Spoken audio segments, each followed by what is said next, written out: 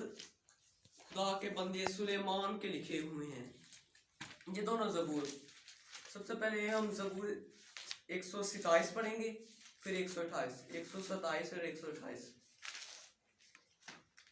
सबसे पहले हम 127 ज़बूर पढ़ेंगे। उसमें खुदा का बंदा सुलेमान बादशाह वो कहता है कि अगर खुदावन ही घर ना बनाए तो बनाने वाले की मेहनत अबस है।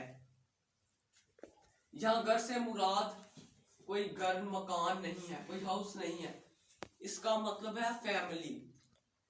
यहाँ पर ये फैमिली के लिए यूज हुआ है। खुदा का कलाम कहता है अगर खुदा ही फैमिली ना बनाए, खुदा ही खानदान ना बनाए तो बनाने वाले की मेहनत अबस है, ज़ाया है।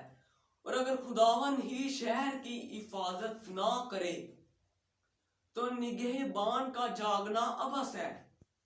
तुम्हारे लिए सवेरे उठना और देर में आराम करना और मशक्कत की रोटी खाना बस है, क्योंकि वो अपने महबूब को नींद ही में दे देता है। देखो, औलाद खुदावन की तरफ से मिरास है और पेट का फल उसी की तरफ से अजर है। जवानी के फर्जंद ऐसे हैं जैसे जबरदस्त के हाथ में तीर। खुश नसीब है वो आदमी जिसका तीर कश उनसे बड़ा है। जो अपने दुश्मनों से फाटक पर बातें करेगा तो शर्मिंदा ना होंगे। ये है खुदावन का कलाम, जिसमें 128 ज़बूर में सुलेमान ये बातें करता है। आगे 128 ज़बूर में भी सुलेमान ही बातें करता है। और आज का जो हमारा मरकजी हवाला है वो ज़बूर 128 है। ठीक है, मरकजी हवाला 128 है। और आज का टॉपिक है फैमिली, कि खुदा किस तरह फैमिली बनाता है, किस तरह फैमिली बनती है, किन चीज़ों से बनती है और कैसे कैसे करना चाहिए हमें। तो खुदा उनके कलाम में हम पढ़ेंगे ज़बूर 128, उसकी पहली आयत से उसकी 26 आयत तक। अगर किसी ने हवाला निकाल लिया तो वो पढ़ने में रहनुमाई कर सकता है। ज़बूर 128 उसकी पहली आयत से 6 आयत तक, 6 आयतें हैं उसकी, 6 पढ़ने हैं। मुबारक है हर एक जो खुदावन से डरता और उसकी राहों पर चलता है। तो अपने हाथों की कमाई खाएगा तो मुबारक और सहादत मंद होगा। तेरे बीवी तेरे घर के अंदर बेवादार ताक की मानत होगी और तेरी औलाद तेरे दस्तरखान पर जैतून के पौधे की मानत। देखो, ऐसी बरकत उसी आदमी को मिलेगी जो खुदावन से डरता है। खुदावन सयून में से तुझको बरकत दे और तू उम्र भर यरूशलेम की भलाई देखे, बल्कि तू अपने बच्चों के बच्चे देखे। इस्राएल की सलामती हो। आमीन। इस्राएल की सलामती हो।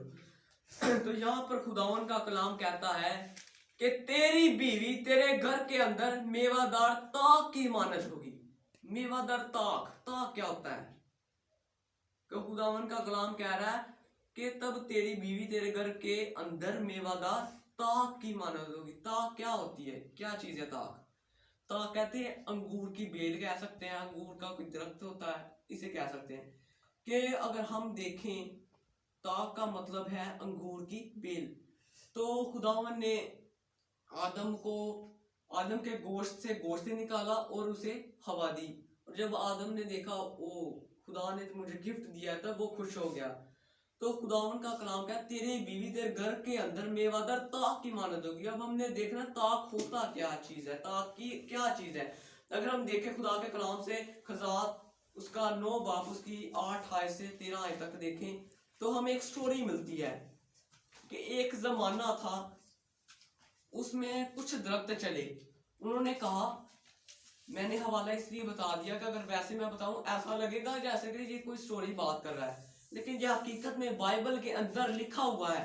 क्या लिखा है कि एक जमाना में दरख्त चले। अब हम देखें, अगर हम कलाम में से वैसे किसी को बता दें, हवाला ना बताएं, तो कोई कहेगा ये क्या चीज है कि दरख्त चले, हमने तो कभी नहीं सुना दरख्त चले। तो खुदा का कलाम कह रहा है कि एक जमाना में दरख्त चले ताकि किसी को मसा करके अपना बादशाह बनाए। उसका 9 बाब है और 8 से 13 आयत में ये कहानी है। तो वो क्या है कि एक जमाने में दरख्त चले ताकि वो किसी को मसा करके अपना बादशाह बना ले। सो उन्होंने डिसाइड किया, इधर उधर फिरे कि हमें किसे बादशाह बनाना चाहिए, किसे बादशाह बनाना चाहिए। तब क्या था, एक जैतून के दरख्त ने उनसे कहा, अपनी चिकनाहट के बाद मेरे वसीला से खुदा और इंसान की तज़ीम करते छोड़कर दरख्तों पर हुक्मरानी करने जाओ। तब दरख्तों के अंजीर के दरख्त से कहा कि तू आ और हम पर सल्तनत कर। अब अंजीर का दरख्त क्या होता है? अंगूर का दरख्त कह सकते हैं। उन्होंने कहा, अंजीर के दरख्त ने कहा, किसे कहा? एक बेल, अंगूर की बेल से कहा कि तू हम पर हुक्मरानी कर। तब अंगूर की बेल ने कहा, नहीं, मैं अपनी मैं को जो खुदा और इंसान दोनों को खुश करती है छोड़कर दरख्तों पर हुक्मरानी करने जाऊं? वो कहता है कि तुम किसी और चीज को देख लो। मैं सिंपली बात कर देता हूँ। कुछ दरख्त थे एक जमाने में, वो चले और उन्होंने कहा, इधर उधर देखे कि हम किसको बादशाह के लिए मसा करें। तब एक जैतून का दरख्त था, और क्या हुआ कि उस जैतून के दरख्त ने कहा कि हम इसे अंगूर की बेल को डिसाइड करते हैं अपना बादशाह।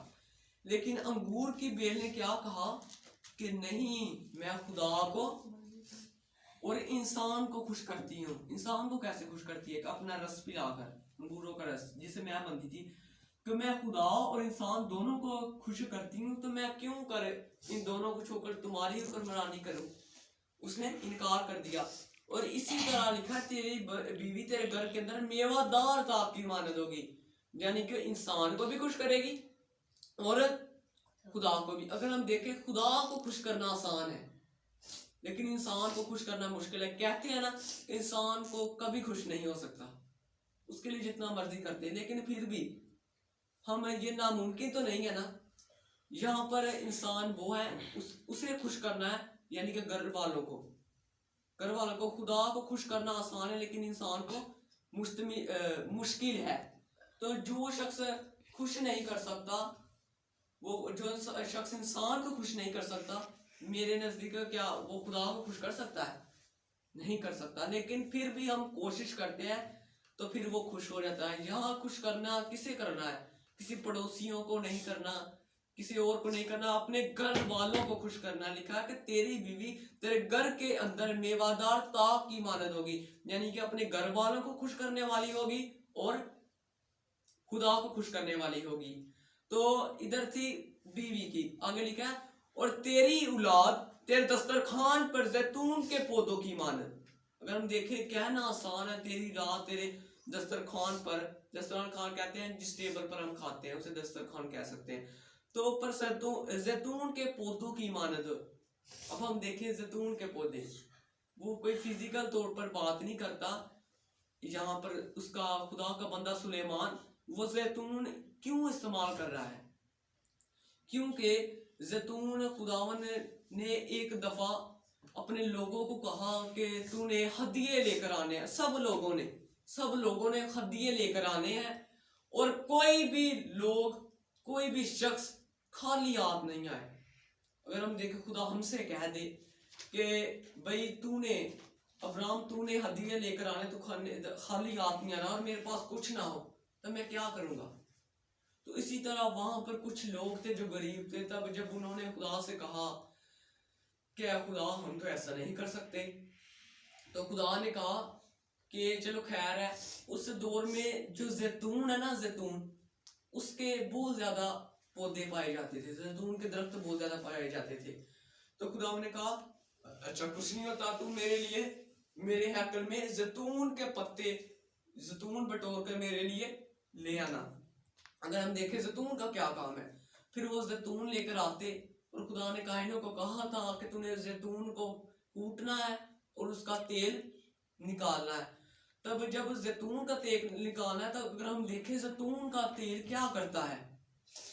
खुदा उनका जो हैकल में चिराग जलता था, उसमें कौन सा तेल होता था? जैतून का। ये जैतून की इंपॉर्टेंस है। और खुदावन ने कहा था, आप सबको पता, खुदा ने कहा था कि हैकल का ये जो चिराग है कभी नहीं बुझना चाहिए। कहा था या नहीं था? कहा था। मूसा को खुदा ने कहा था, मूसा को नहीं, मेरे ख्याल में दाऊद को कहा था कि ये चिराग कभी नहीं बुझना चाहिए। यानी कि खुदा का खैमा जो है, खुदा का घर है, वो कभी ऐसे नहीं रहना चाहिए अंधेरे में। तो जैतून जो है चिराग में इस्तेमाल किया जाता था।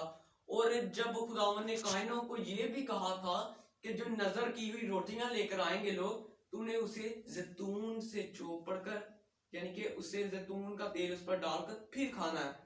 और इसके बाद खुदावन ने यह भी कहा था कि जब कोई हैकल में पाक तरीन मकाम पर जाए तो सींगों के ऊपर जैतून का तेल डालना है। ये और एक जैतून का तेल का एक और काम था कि उन सींगों में वो तेल डालते थे, और जब किसी को मसा करना वो जैतून का तेल उस पर डालते थे। दूसरा तेल से नहीं था मसा करते, वो जैतून के तेल से मसा करते थे। और ये जैतून के तेल की इंपॉर्टेंस है। तो खुदावन का कलाम कहता है, और तेरी औलाद तेरे दस्तरखान पर जैतून के पौधों की मानद, यानी कि जैतून जो चिराग की मानद है, जो चिराग जलाता है, यानी कि तेरी औलाद तेरे दस्तरखान पर रोशनी करेगी। चिराग, चिराग कहते हैं रोशनी को, दिए को। तो खुदावन का कलाम कहता है कि तेरी औलाद दिए की मानद होगी, उस चिराग की मानद होगी। और आगे खुदावन के कलाम में लिखा है कि देखो ऐसी बरकत उस आदमी को मिलेगी, किसे, जो खुदा से डरता है। कि खुदावन का कलाम कहता है कि अब पहले बता दी कि बीवी ऐसी होगी, फिर बता दी औलाद ऐसी होगी। आगे खुदावन का कलाम कह रहा है ये सब बरकतें उस शख्स को मिलेगी, उस आदमी को मिलेगी जो खुदावन से डरता है।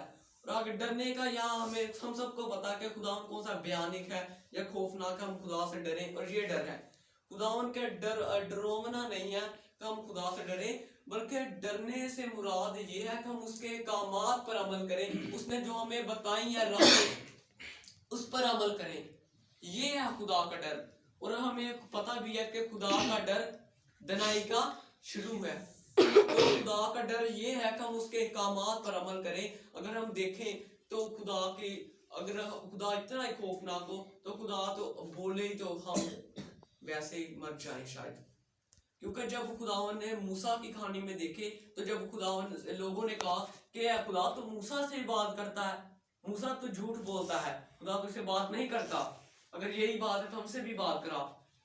फिर जब अभी बादल गरज रहे थे, ज़लज़ले आ रहे थे खुदावन की आने से, अभी खुदा बोला भी नहीं, तो लोग डरने लग गया, मूसा तू तो हमें मारने आया है।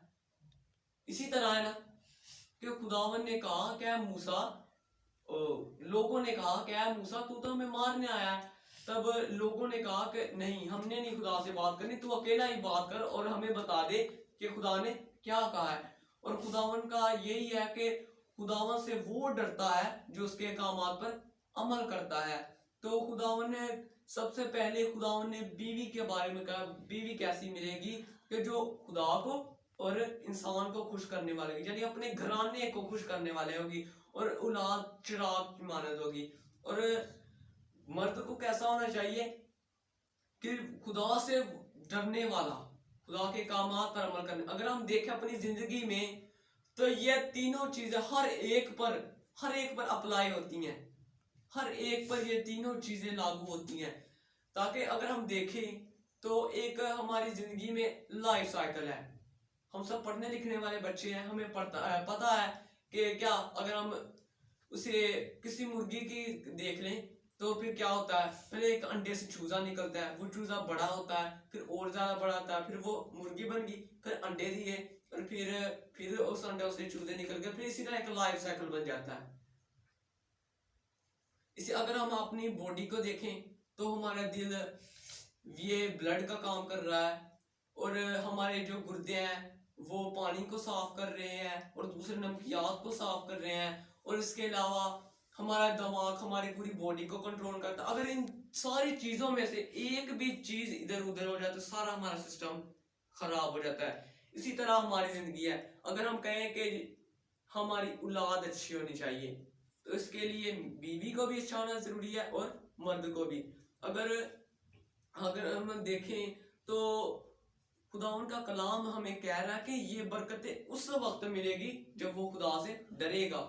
ताकि खुदा से डरने का यहाँ मतलब ये है कि खुदा के कामात पर عمل کرے گا. اگر ہم ایوب کی کہانی میں دیکھیں تو خداوند کے کلام میں لکھا ہے کہ وہ اہل مشرق میں سب سے زیادہ امیر تھا اور خدا سے ڈرتا اور راست باز تھا.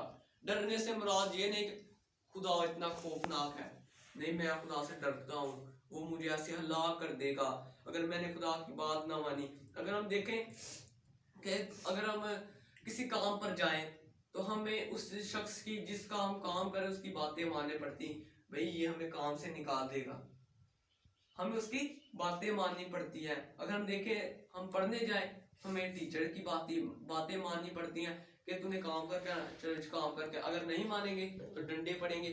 اسی طرح خدا جو ہے, خدا ایسا نہیں ہے اگر ہم خدا کے کام نہ مانیں گے تو خدا ہمیں اسی وقت ڈنڈے لگانے لگ جائے, اسی وقت ہمیں کام سے نکال دے.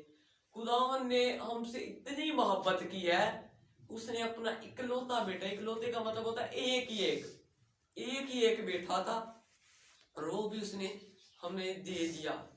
اس نے بھی خدا نے دریغ نہیں کیا. خداوند نے ہم سے اتنی محبت کی ہے ہماری خاطر تاکہ اس کے کفارے سے ہم بچ جائیں. خداوند کو پتا تھا کہ یہ لوگ بہت گناہ گار ہو سکتے ہیں, اب انہیں اس طرح کے بے عیب برے کی ضرورت ہے, تاکہ خداوند نے پہلے بھی کہا تھا تو نے اتنی قربانیاں چڑھانی ہیں, تو نے اتنے بچڑوں کی چڑھانی ہے, اتنے سال کا ہو, پھر بھی ان بچڑوں سے ان کے داغ نہیں دھلے. تب خداوند نے اپنا بے عیب برا, جس نے سارے جہان کے داغ مٹا دیے, سارے جہان کے گناہ اپنے سر لے لیے اور ہماری خاطر صلیب پر ہوا. اور پھر خداوند کی قدرت یہ ہے کہ خداوند نے یسوع مسیح کو, اپنے بیٹے کو ہماری خاطر صلیب پر صرف مارنا نہیں تھا, مصلوب نہیں تھا کروانا, بلکہ یہ بھی بتانا تھا کہ اب یہ دیکھو یہ میرا بیٹا زندہ ہے, اسے اپنی جان لینے کا بھی اور پھر دوبارہ زندہ ہونے کا بھی اختیار ہے.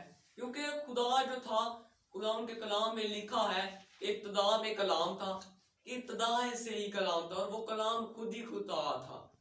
تو خداوند جو تھا وہ ہم کہتے ہیں خداوند یعنی خدا سے نکلا ہوا ہے. یسوع مسیح خداوند جو ہے وہ خدا سے نکلے ہوئے ہیں, اور ہم جانتے ہیں کہ جو بیٹا باپ سے نکلتا ہے وہ ویسا ہی ہوتا ہے. اگر ہم دیکھیں کوئی گائے کا بچڑا ہو تو وہ گائے کا بچڑا ہی ہوتا ہے, یہ نہیں ہوتا کہ وہ بکری ہو یا بکرا ہو. اس لیے جو خدا ان کہتا ہے کہ جو باپ سے نکلتے ہیں بیٹا نکلتا ہے وہ باپ کی طرح ہی ہوتا ہے.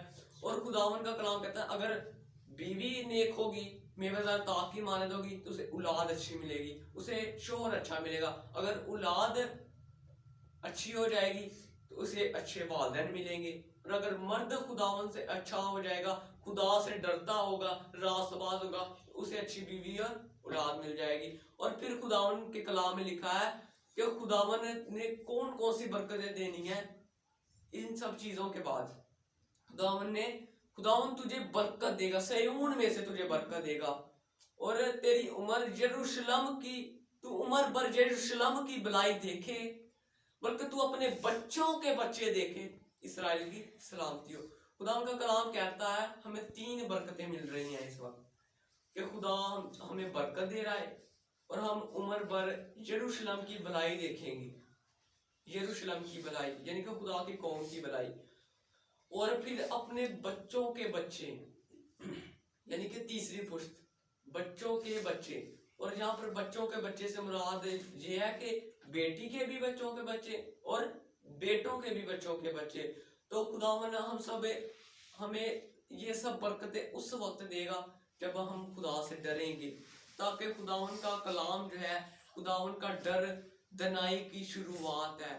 اگر ہم خدا سے ڈریں گے, ہم خدا کے سے راست باز ہوں گے, ہم خدا کے کامات پر عمل کریں گے, تو خداوند ہمیں برکت دے گا. اور ہماری گھر میں جتنی بھی لعنتیں ہوں گی, جتنی ابلیس کی گندی تصویریں ہوں گی, وہ خود بخود جل کر راکھ ہو جائیں گی. تاکہ خداوند جب آسمان سے آگ نازل کرے گا ہماری خاطر, ہم پر اپنی آگ نازل کرے گا, تاکہ خداوند کے کلام میں لکھا کہ آگ میں سے شعلہ کسی پھٹتی ہوئی زبانیں ان پر نازلی. تو جب خداوند ہم پر اپنی پاک روح کی آگ نازل کرے گا, تب ساری ہمارے گھر کے اندر تمام ابلیس کی گندی تصویریں اس کے برے منصوبے چل کر راکھ ہو جائیں گے. لیکن ہم سب کو ضرورت ہے, صرف والدین کو, بچوں کو, ہم سب کو ضرورت ہے, کسی ایک کو نہیں. اگر ایک شخص بہتر اچھا ہوگا تو ساری دنیا نہیں اچھی ہوگی. ہمیں سب کو اچھا ہونے کی ضرورت ہے. اگر ہم دیکھیں تو ہم کہتے ہیں کہ میں شریف کیا ہو گیا, یہ دنیا میں بدماش ہوگی. تو ایک شخص کے شریف ہونے سے پورا جو گھرانہ وہ نہیں برکت پا سکتا, بلکہ پورا گھرانہ جب تبدیل ہوگا تب ہمارے گھر میں اصل برکت آئے گی. اگر ہم دیکھیں ہمارے جسم کا ایک حصہ ڈیمیج ہو, ہمارا ہاتھ کام ایک نہ کر رہا ہو, ہماری ایک آنکھ نہ کام کر رہی ہو, یا ہم بول نہ سکتے ہو, یا ہم سن نہ سکتے ہو, ہمیں کوئی سانس کا مسئلہ, تو ہمارا پورا جسم جو ہے پورا نہیں ہوگا, ہمیں الجھن سی ہوگی, ایک الیٹریشن سی فیل ہوگی.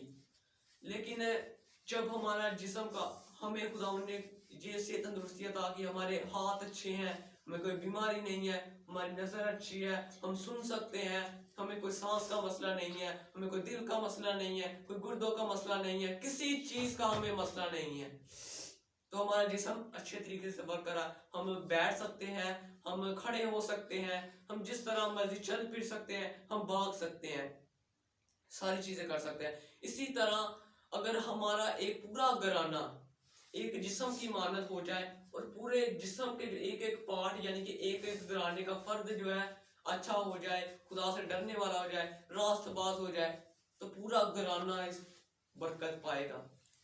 پھر ہم خداوند میں صحیح والے دوڑیں گے, پھر ہم اس ریس میں دوڑیں گے جس میں لوگ دوڑ رہے ہیں. اور جب ہم اس ریس میں دوڑیں گے, اس میں یہ نہیں ایک نے انعام پانا ہے, اس میں کئی انعام پانے والے ہوں گے, کئی راستے ہوں گے کہ ہم ادھر کو جا رہے ہیں, کیا پتہ یہ والا راستہ صحیح ہو, اور اگر ہم ادھر کو چلے جائیں یہ والا غلط ہو جائے. کیونکہ خداوند کی بادشاہی کی طرف جو راستہ جاتا ہے وہ سکڑا ہے, سکڑا, ہمیں اس میں سے بہت مشکل جانا پڑتا ہے. یہاں سے یہ مراد نہیں کہ ہم چل کر ادھر سے ادھر جائیں, یہ راستہ نہیں ہے. راستہ ہے ہماری زندگی روحانی راستہ, جسے ہم روحانی راستہ کہہ سکتے ہیں. اس راستے سے ہم نے جانا ہے, اور وہ راستہ سکڑا ہوا ہے, اور ہمیں ضرورت ہے ہم اس سکڑے ہوئے راستے میں, تاکہ خداوند نے کے کلام میں ہمیں سیکھا تھا کہ دو گھر بنانے والوں کی مثال سیکھی تھی کہ آندھیاں طوفان دونوں پر آئی ہیں. یہ نہیں کہ اچھا اس کا گھر پکا ہے تو یہاں آندھیاں طوفان آنے کا کوئی فائدہ نہیں, گرنا ہی نہیں ہے گھر, تو کیا فائدہ آندھیاں طوفان کا. تو جب اس دوسرے گھر پر آئی اس کا گھر گر گیا. تو آندھیاں طوفان, مصیبتیں, مشکلاتیں, ٹربلز ہر ایک میں آنی ہے, ہر ایک خاندان میں آئیں گی اور آنی بھی ہے بھی. کئی خاندان میں مصیبتیں پریشانیاں ہیں, کئیوں گزر چکے ہیں کئی, اور کئیوں میں آنے والی ہیں. 3 صورتیں ہیں, یا پھر گزر چکی ہیں, یا ہیں, یا پھر آنے والی ہیں. ہمیں کوئی پتہ نہیں کہ کس طرح ہم نے خدا کے کلام پر چلنا ہے, ہمیں صرف یہ پتا ہے کہ ہمیں خدا کے کلام پر چلنا ہے. لیکن جب خدا کے کلام کو سنتے ہیں ہمیں پتہ چلتا ہے اچھا ہم نے اس طرح خدا سے ڈرنا ہے, ہم نے اس طرح خدا کے احکامات ماننے ہیں. اگر ہم چاہتے ہیں کہ ہماری اولاد اچھی ہو تو ہم نے اس طرح کرنا ہے, اگر چاہتے ہیں کہ بیوی اچھی ہو تو اس طرح کرنا ہے, اگر چاہتے ہیں کہ مرد اچھا ہو تو اس طرح کرنا ہے. خدا کا کلام ہمیں زندگی کی ایک ایک چیز بتاتا ہے, ایک ایک چھوٹی سے چھوٹی چیز. تو ہمیں چاہیے کہ ہم خدا کے کلام کو اس کانوں سے نہ سنیں بلکہ اس دل سے سنیں, تاکہ خدا ان کا بندہ داؤد کہتا ہے کہ میں تیرے کلام کو اپنے دل میں رکھ لیا تاکہ تیرے خلاف گناہ نہ کر سکوں.